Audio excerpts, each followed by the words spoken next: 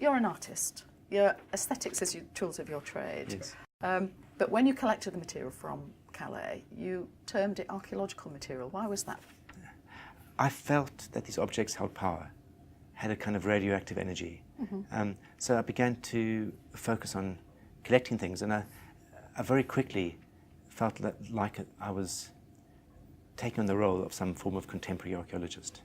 So In this kind of chaotic, mad environment, finding objects which spoke about the politics and the history and the significance of that moment. So were you surprised when us archaeologists became interested in what you were doing?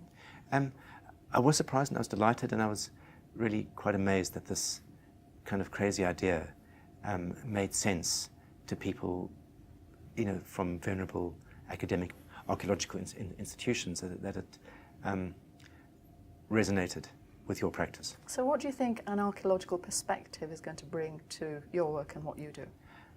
I think it'll bring a formal rigor, and it'll bring, I think, perhaps another way for me to position and show the work. I mean, I'm very fascinated by this kind of the typological, kind of taking my typological process to a more precise place.